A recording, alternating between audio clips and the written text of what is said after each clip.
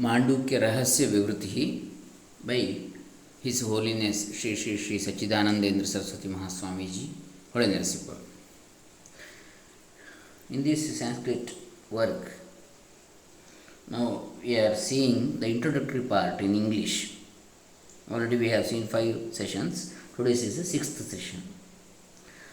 Om Shri Gurubhyo Namaha Harihi Om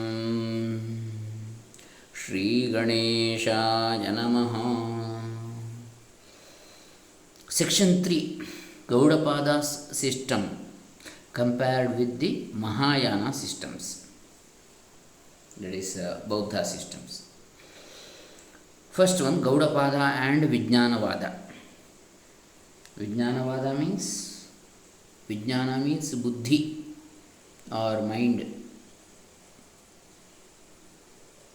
Mind or buddhi or intellect itself is the ultimate one, is the root cause for everything, is Vijnanavada.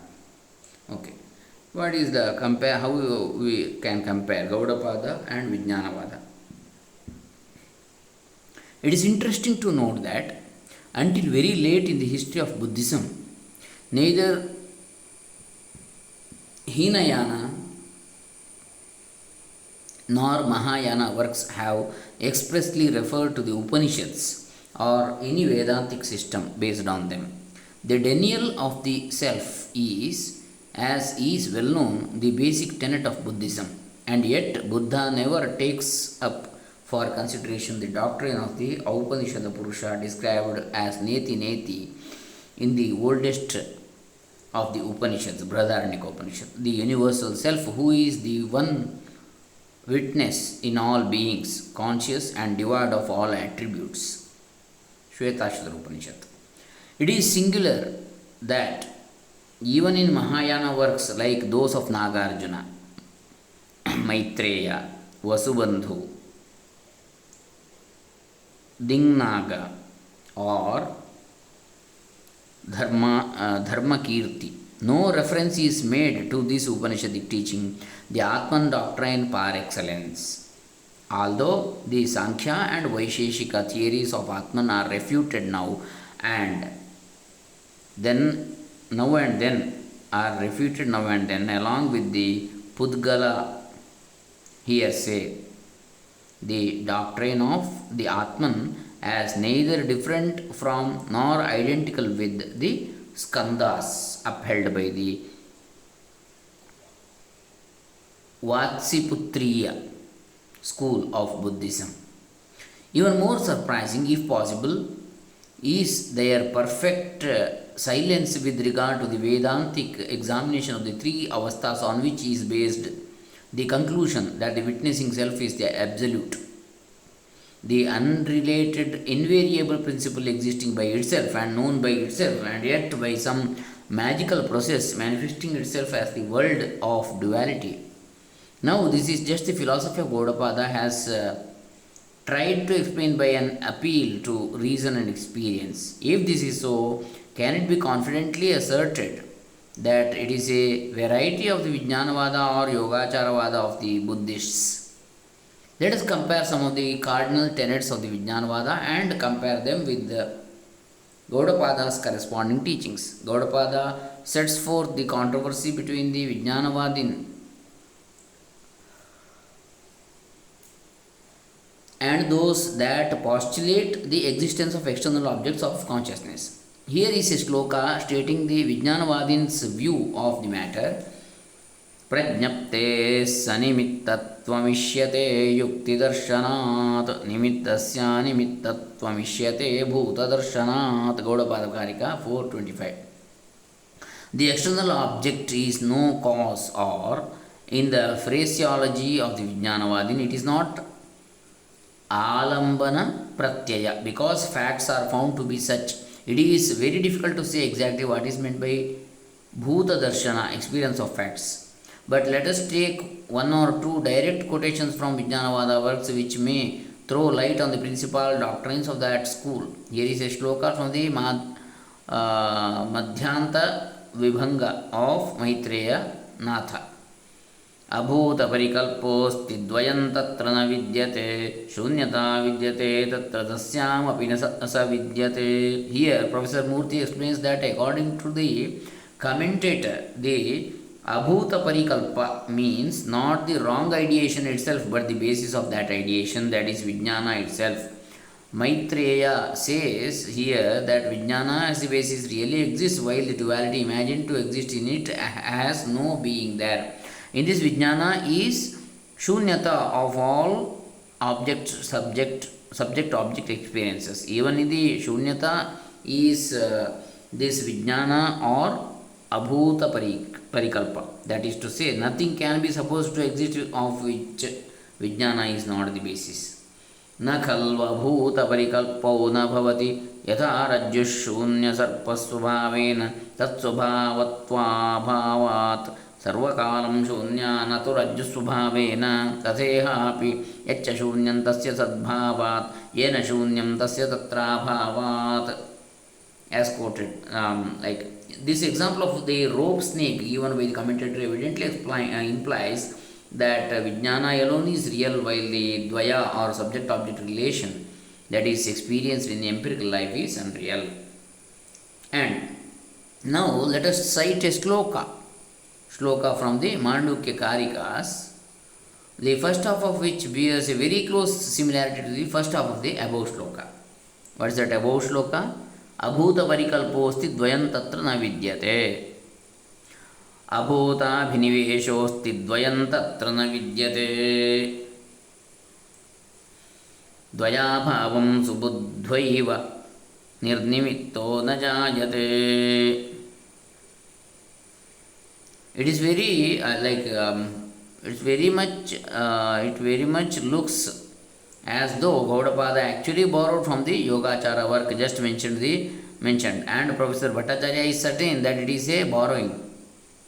But a reference to the context of Gaudapada Karika would go to show that the two teachings are entirely different. In the course of my Sanskrit Vivruti, I have shown how Gaudapada shows here that neither the Jiva nor the Chitta is ever born, whereas the Vijnanavadini is anxious to maintain the reality of Chitta as against the Madhyamika, who adheres to the doctrine of Naiswabhavya, essencelessness of all things, whether Chitta or its objects. That's Madhyamika. Indeed, the author of the Anatha Shanti has actually stated in so many words, Tasman najayate chittam chitta drishye najayate, that neither the chitta nor its objects are ever born. No doubt would be left in the mind of the reader about this matter when this Gaudapada's shloka is read along with the previous and subsequent shlokas, whatever construction theorists may try to put upon it as torn from the context. The following is from the Alambana Pariksha of Dingnaga. यदंतर्ज्ञेय रूपंतु बहिर्वद अवभासते सोर्थो विज्ञान रूपत्वात् तत्प्रत्ययतयापि च. That is, the real object of consciousness which really existing inside which is really existing inside appears as though it were outside. For यदंतर्ज्ञेय रूपंतु बहिर्वद अवभासते सह अर्थः विज्ञान रूपत्वात् तत्प्रत्ययतया अपि च. For it is both of the form of consciousness and the condition determining it. But what does Gaudapada say about the relation between chitta and its object? उभे ह्यन्योन्यदृश्येते किन्तदस्तीति चोच्यते लक्षणाशून्यमुभयं तन्मतेनैव गृह्यते. Since both these are relative to each other, we cannot say which of these exists of itself. Both are undefinable, being grasped only through that consciousness. Evidently, Gaudapada here wants to show that the Vijnanavadin cannot establish the absolute existence of consciousness, since he cannot meet the argument of the Madhyamika that everything has only a relative being. The author's own position may be gathered from the second chapter of the work, where he has shown at length how both the internal ideas and the external objects are seemingly real or unreal in so far as they are limited to the particular state, waking or dream, in which they make their appearance, but absolutely they are all unreal. At the same time, he also states the Vedantic view that Atman is the basis of both the internal and external phenomena of either state.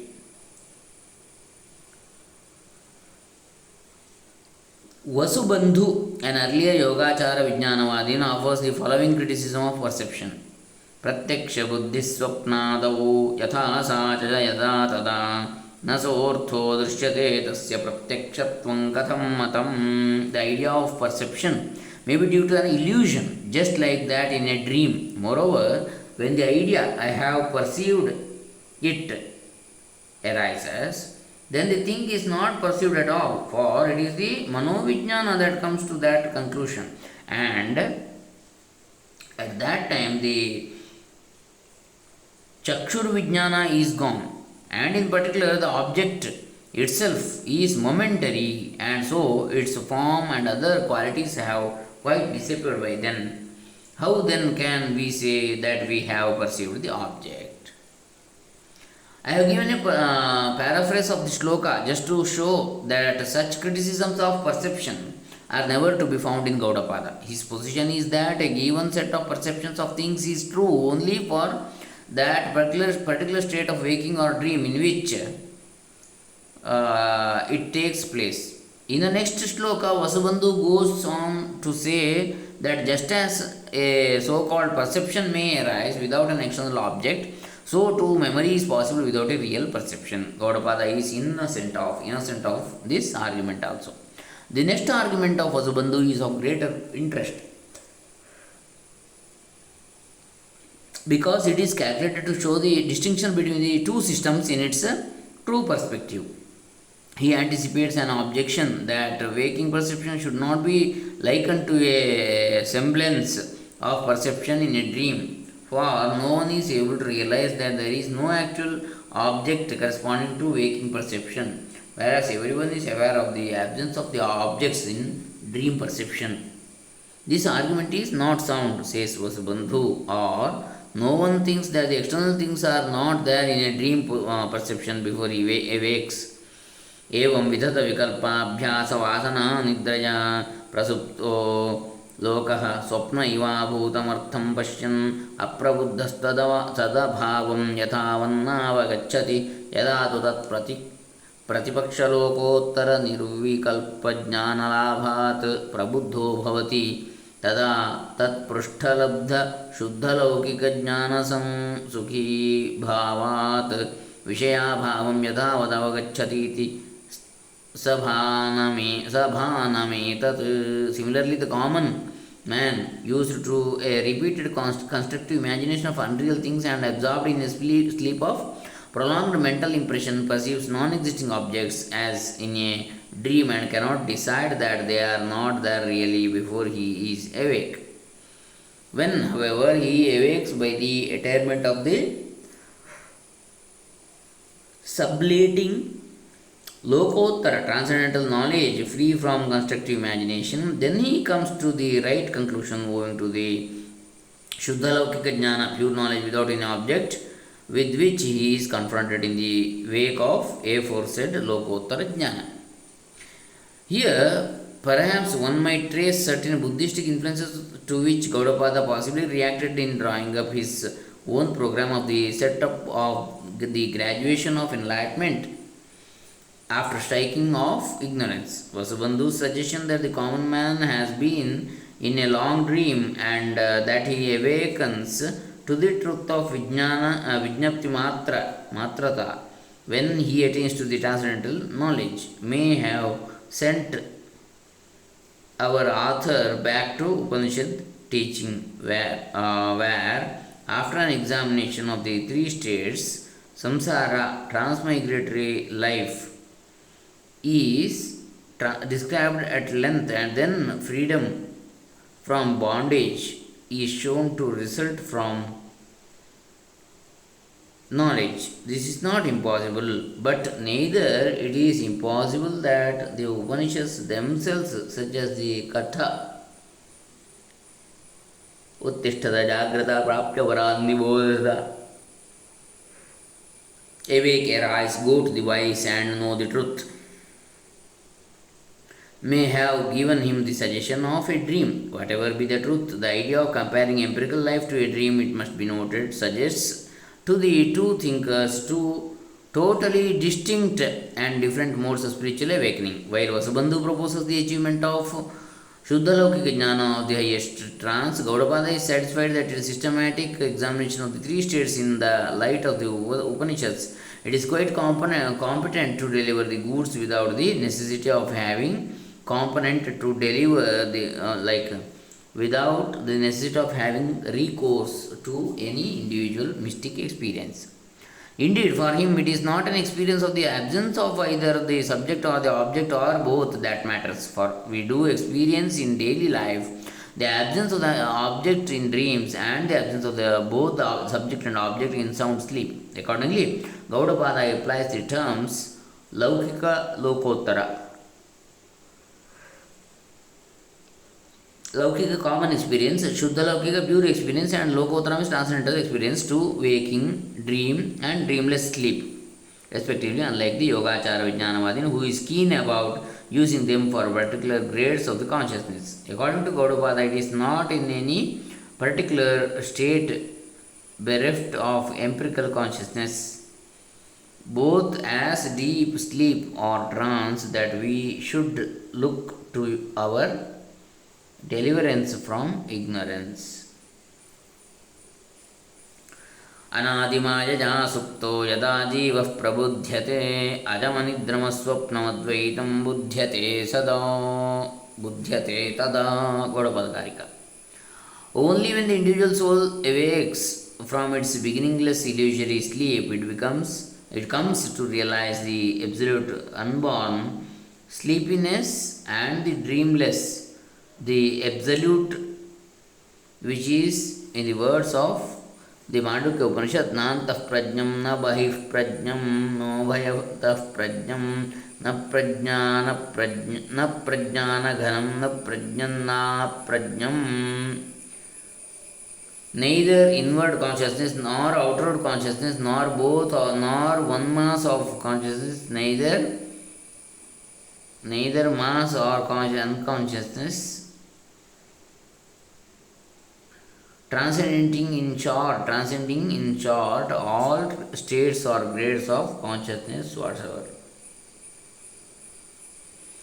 Transcendence or of consciousness, the distinguishing characteristic of the ego, necessarily entails transcendence of the characteristics of the non-ego as well. Hence, the Shruti describes it thus: Adhishtamabhyavaharyamagrakyamalakshanam achintyamadvyapadeshyam, unseen, beyond all practical proceedings, ungraspable, inferable.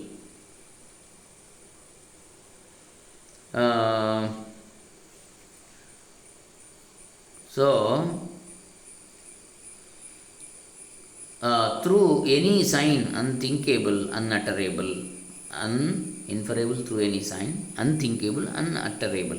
These mutually opposed elements of the waking condition are, in this state of realization, merged into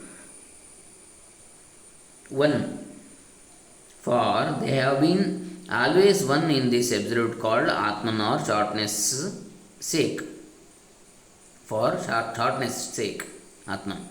From a different angle of vision, Gaudapada calls it Sarvadrik, the all-seeing one, for it is the very essence of all being and knowing, transcending both prapanchopashamam. One should has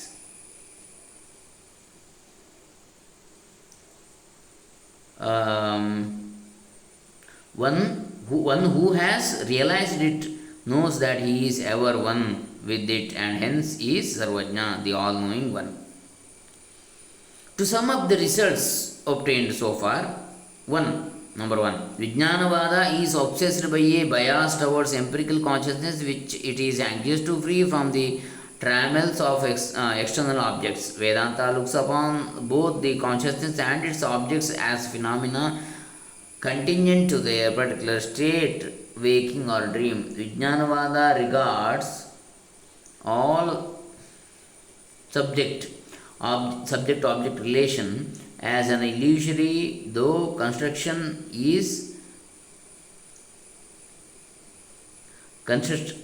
in consciousness, and likens it to a dream and hopes to be able to purge consciousness of this impurity by passing it through the fire of mystic trance.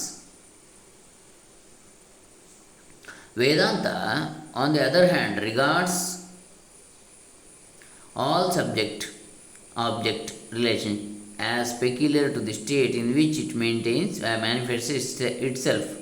These are in fact manifestations of reality itself. The system of Vedanta treats waking and dream states as metaphysically identical, and from the standpoint of Atman or the witnessing consciousness common to both the states. It regards them as absolutely unreal in themselves, while in essence they are one with that Atman. Vedanta feels no need of any special experience to realize this fact. Third one, Vijnanavada recognizes three grades of consciousness: Laukika, mundane, Shuddha Laukika, pure mundane, and Lokottara, supramundane. The last got, right,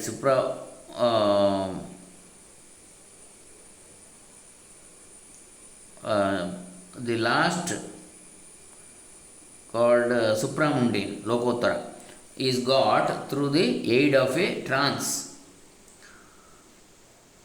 Vedanta recognizes no grades of consciousness, though there may be apparent manifestations of it being two different ranks in empirical life. Consciousness is absolutely free and one with the Atman. Consciousness is absolutely free and one with the Atman, and as such admits of neither change nor degree. It is ever aja, unborn, above all states.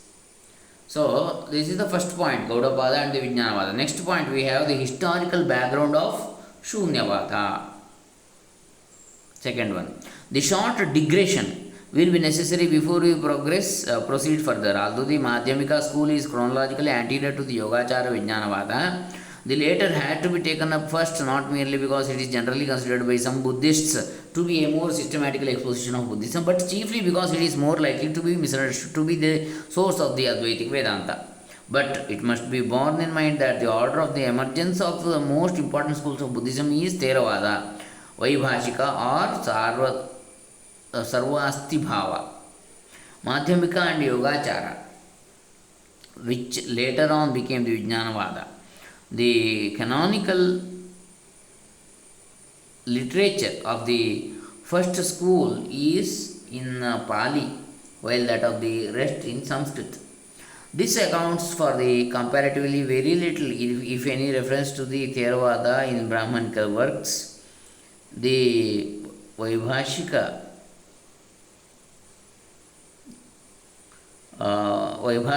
are so called because they follow the Mahavibhasha and the Vibhasha commentaries on their original Jnana Prasthana, consisting of 7 works.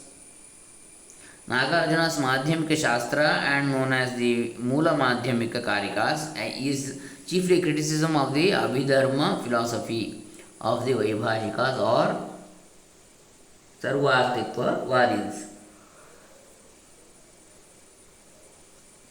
Very little of the canon of the Sarvastitva is available in Sanskrit, but from the Chinese translation of their Tripitaka, we learn that they denied the existence of the permanent soul, but accepted the discrete momentary entities, classifies into skandhas,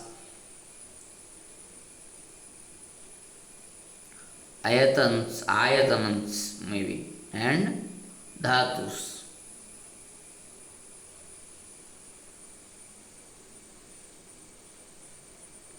So, whose these the entities, momentary entities classified into skandhas, ayatanas and dhatus, whose substance or essence was real for all the three divisions of time, that is past, present and future. The Madhyamika rejects their pluralism and maintains the absolute shunyata, essencelessness of all the elements. That is the second point. Next we have Veda and Buddhism. Next we have Upanishads and Buddhism. Next we have Agama and reason. So many things are there. We shall see in the next session. Hare Rama. Sri Sri Sri Sachidanandendra Saraswati Charanaravindarpitamasthu. सर्वे जनाः सुखिनो भवन्तु, लोकाः समस्ताः सुखिनो भवन्तु. श्री गौडपादाचार्यार्पितमस्तु. ब्रह्मार्पणमस्तु. ओम तत्सत्.